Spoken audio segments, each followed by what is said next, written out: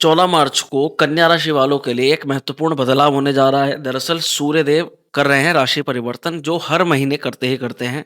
पर इस बार यानी इस महीने सूर्य आपको नई उड़ान की तरफ लेकर के जा रहे हैं या कठिनाई के किसी बड़े गड्ढे में डाल सकते हैं। ये जानना आपके लिए बहुत ज़्यादा आवश्यक रहने वाला है इस वीडियो के अंदर। तो हम तमाम तरह की चीज़ों पर चर्चा करेंगे। आखिरकार सूर्य देव आपके जीवन के किस क्षेत्र पर सबसे ज़्यादा शक्तियों को प्रदान करने वाले हैं और उसका आपके जीवन पर प्रभाव क्या पड़ने जा रहा है। तो ये पूरी जानकारी ज्योतिषीय दृष्टिकोण ज्ञान के उद्गम के लिए की जा रही है। तो आप किसी भी प्रकार के पर्सनल डिसीजन पर अगर पहुंचना चाहते हैं तो पहले ही आपको सलाह दूंगा कि किसी विशेषज्ञ से अपनी कुंडलिका का सलाह परामर्श करवा करके ही आप डिसीजन पर जाएं। पर ज्ञान माध्यम से ज्ञान प्राप्ति के उद्देश्य से ये जानकारी को प्राप्त करना बहुत ज़्यादा आवश्यक है आप सभी के लिए। तो ज़रूर हमारे साथ लास्ट तक बने।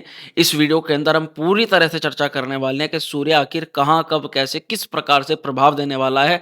और अगर सूर्य की ज़्यादा गर्म तपिश यानी कहीं न कहीं अगर सूर्य थोड़ा नकारात्मक प्रभाव डाल सकता है, तो वहाँ पर आपको बचाव रखने के लिए क्या रेमेडीज़, क्या उपाय करने चाहिए? चलिए करते हैं शुरुआत। नमस्कार, मेरा नाम है एस्ट्रो शिवम पंडित। आप देख रहे हैं श्री विद्या एस्ट्रो यूट्यूब चैनल पर।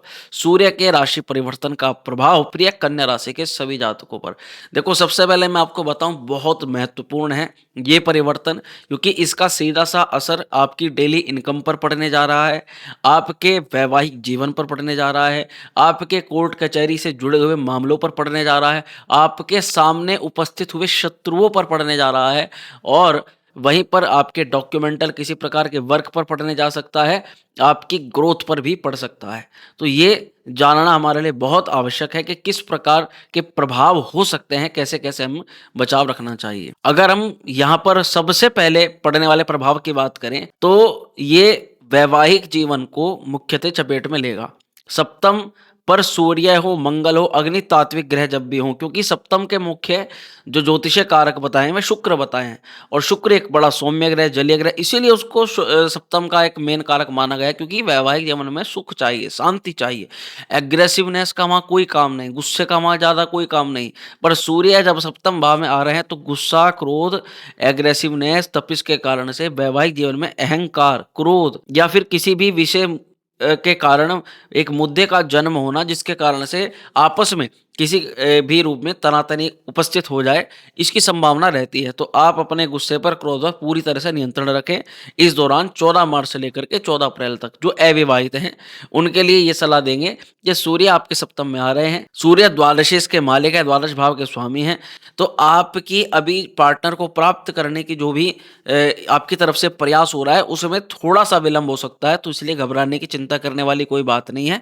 1 महीना उतर जाएगा, उसके बाद से फिर से अच्छे-अच्छे योग बनने प्रारंभ हो जाएँगे। पर कहीं न कहीं सूर्यदेव विवाह का योग का भी निर्माण करवाएँगे, पर थोड़ा-सा विलंब हो सकता है। अगर आप पहले से किसी प्रकार के संबंध में हैं, तो कोशिश करें कि किसी प्रकार की ईगो ना आने दें, और अभी कुछ समय अगर आप उस ईगो वाली चीज़ पे कंट्रोल रखते हैं, अपने आप को मतलब आगे नहीं बढ़ जाते, तो आप फिर भी चीज़ों को कहीं न कहीं व्यवस्थित करके रख सकते हो। इसका असर मुख्यतः बिज़नेस पर भी पड़ने जा रहा है। आपके साथ काम करने वाले लोगों में एक प्रतिस्पर्धा जैसा कुछ न कुछ हो सकता है। आप इतना कमा रहे हो, दूसरे को कितना दे रहे हो? यानी आपके साथ में काम करने वालों की नज़र कहीं न कहीं आप पर जो धन वर्षा हो रही है, जो इनकम आप पे के पास में आ रही है, उसके ऊपर उनकी कहीं न कहीं इस दौरान नज़र पड़ रही है, और उस चीज़ से वे कहीं न कहीं आपको उनके अंदर, उसके नेचर के अंदर कुछ बदलाव ज़रूर देखा जाएगा कि आप उस चीज़ को समझ जाओगे कि भाई कुछ ना कुछ तो ऐसी बात है जो ये बता नहीं रहा है, पर हाँ, ये चीज़ें हमारे साथ हो रही हैं। कानूनी मामलों को लेकर के कुछ ना कुछ तेज़ी आएगी। जो बहुत समय से लंबित मामले चल रहे हैं,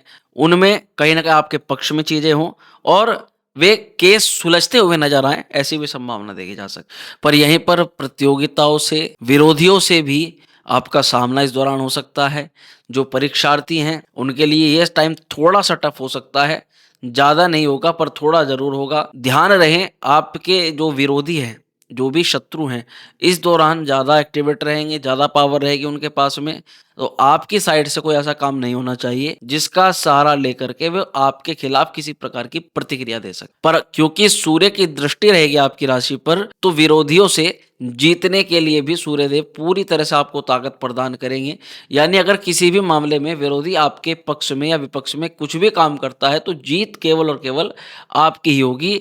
ऐसे सूर्यदेव के यहाँ पर प्रभाव होने जा रहा है। पर अगर आप राजनीति या किसी ऐसे फील्ड के अंदर हैं जहां पर आपकी छवि का साफ सुथरा होना बहुत ज़्यादा ज़रूरी है, तो ध्यान रहिएगा इस दौरान जो भी आप कुछ करेंगे सब चीज़ों का असर आपकी छवि पर पड़ेगा। तो ये आपके ऊपर है कि आप कौन सा काम कर रहे हैं जिसका असर आपकी छवि पर अच्छा या बुरा दोनों तरीके से पड़ सकता है। ये ध्यान आपको रखना है कि आप कैसे काम कर रहे हो, उससे आपको तो कोई दिक्कत परेशानी नहीं होने वाली। कुल मिलाकर के सावधानियां ये रखनी है कि बिना वजह के एक तो विवादों में नहीं फंसना है और रिश्तों को बहुत संभाल करके चलना है, पोलाइट से बात करनी है, सब चीज़ों को शांतिपूर्ण तरीके से देखना है। विवाह की या बिजनेस पार्टनरशिप की बात करो तो उसमें अहंकार, अगर कोई भी कन्फ्यूजन होता है आपके या आपके पार्टनर के बीच में इस दौरान, तो उस पर आपको मेन पकड़ बना करके इस दौरान चलनी पड़ेगी। कानूनी मामलों में अभी आपको धैर्य बना के रखना पड़ेगा, कोई भी डिसीजन गलत नहीं होना चाहिए। सूर्य की दृष्टि द्वादशेश होकर के सूर्य आपकी राशि को देख रहे हैं, आपकी एक गलत डिसीजन इस समय आपको कुछ ना कुछ भारी दिक्कत दे सकती है। जल्दबाजी में कुल मिलाकर के गलत निर्णय आपको बिल्कुल नहीं लेना है। ऐसे ही किसी भी प्रकार के बड़े दस्तावेज पर अगर आप साइन कर रहे हो इस दौरान, कोई भी डॉक्यूमेंट चाहे छोटा है चाहे बड़ा है, तो आपको एक बार चेक जरूर करना है कि उस चीज में है क्या, क्या टर्म कंडीशन है, तभी आप आगे बढ़ सकते हो। अब कन्या राशि की बात करेंगे कि किस किस भाव का स्वामी है सूर्य, क्योंकि उसी के अनुसार सूर्यदेव फल करता है। उससे पहले मैं आपको एक बार बता दूं कि ये पूरा कार्यक्रम आपकी चंद्र राशि पर बताया जा रहा है, इसको आप लग्न और नाम राशि के अनुसार भी देख सकते हो, परंतु सटीकता केवल और केवल आपकी जन्म कुंडली ही बता सकती है।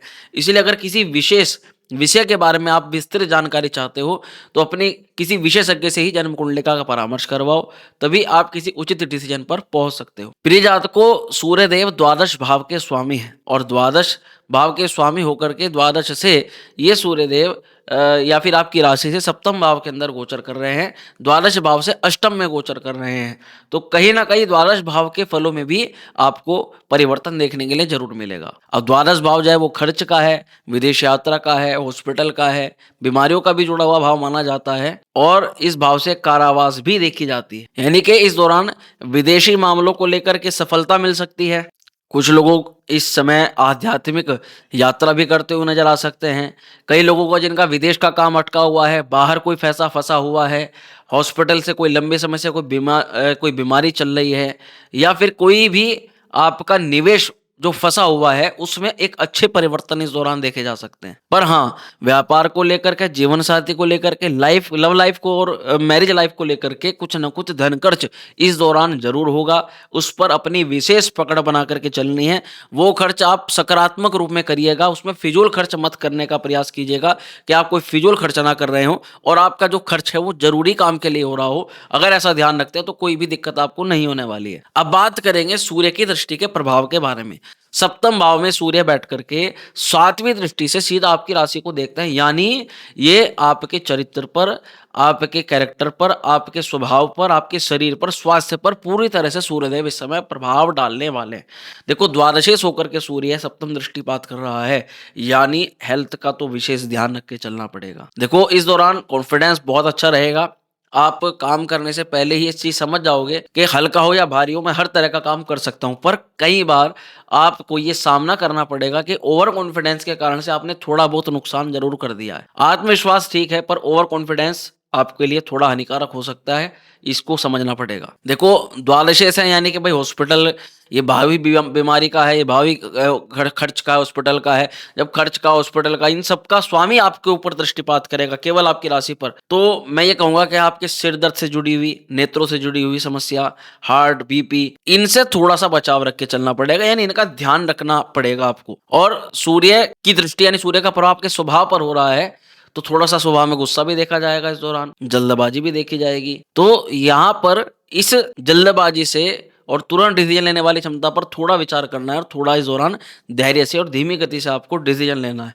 कहीं पर भी कोई भी अगर आपको एंगल लगता है कि जहां पर आपके डिसीजन से जो है या तो तगड़ा लॉस हो सकता है या फिर तगड़ा प्रॉफ़िट हो सकता है। तो मैं कहूँगा जहाँ पे भी 50% से ऊपर आपको रिस्क लगे, वहाँ पर आप डिसीज़न थोड़ा फिलहाल डिले कर दीजिएगा, तो यही आपके लिए सही रहेगा, क्योंकि एक ऐसा ग्रह आपकी राशि को देख रहा है, जो द्वादश भाव का प्रतिनिधित्व करता है, 12वें घर का प्रतिनिधित्व करता है। खर्चा तो होना है, खर्चा तो करवाएगा सूर्य, किसी न किसी क्षेत्र में ज़रूर करवाएगा, क्योंकि वो खर्च का प्रतिनिधित्व करके आपकी राशि को देख रहा है। पर अच्छा रहेगा अगर आपका जो खर्च है वो आपके विदेश के किसी प्रयोजन के लिए सफल हो जाए, अगर आपके हॉस्पिटल के लिए, अगर कोर्ट कचहरी, मुकदमे के लिए, या फिर कोई भी अटका हुआ पेंडिंग हुआ काम उसके लिए खर्च हो जाए, कोई डॉक्यूमेंटल वर्क पूरा करना है उसके लिए खर्च हो जाए, स्वास्थ्य के लिए खर्च हो जाए, तो आपके लिए बहुत ज़्यादा अच्छा रहेगा।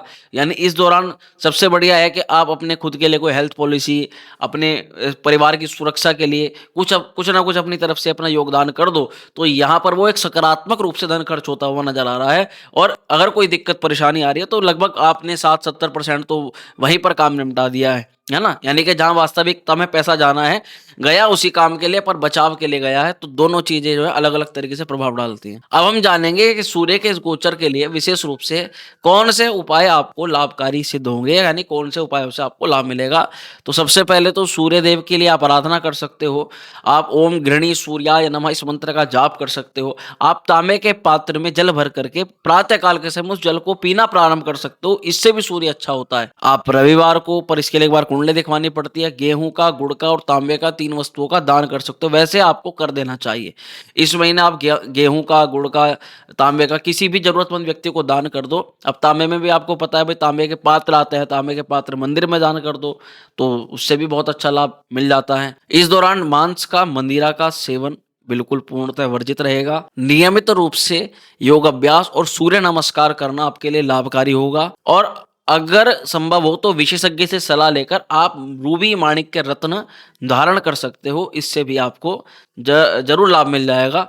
और अगर आप इस रत्न के बारे में कोई अच्छा रत्न चाहते हो तो लिंक आपको डिस्क्रिप्शन में प्रदान करा दिया जाएगा, आप वहां से भी चेकआउट कर सकते हैं। निष्कर्ष कुल मिलाकर के ये रहेगा कि कन्या राशि वालों, ये एक महत्वपूर्ण समय है, खासकर रिश्तों के लिए, पार्टनरशिप के लिए, कानूनी मामलों में बड़े निर्णय लेने के लिए, विवाह, बिजनेस पार्टनरशिप के लिए इस दौरान नए अवसर मिल सकते हैं। लेकिन आपको पूरी तरह से अपनी ईगो से बचाव रखना होगा। विरोधियों को या उनकी विरोधात्मक चीजों को निपटाने में भी आपको काफी सफलता सूर्यदेव प्रदान करवाएंगे, परंतु आर्थिक मामलों में सतर्क रहने की आवश्यकता आपको पड़ेगी। इस दौरान स्वास्थ्य को प्राथमिकता जरूर देनी है, विशेष रूप से ब्लड प्रेशर और सिर दर्द से जुड़े हुए मामलों के लिए। सूर्य के उपाय करने से सूर्य के नकारात्मक प्रभावों में कमी आती है और सकारात्मक प्रभाव आपको प्राप्त होते हैं, और सूर्य की कृपा हर व्यक्ति को चाहिए। इसलिए प्रिय जातकों को आप सूर्य से जुड़े हुए उपाय जरूर करें, इससे आपको पॉजिटिव परिवर्तन देखने के लिए मिलेंगे।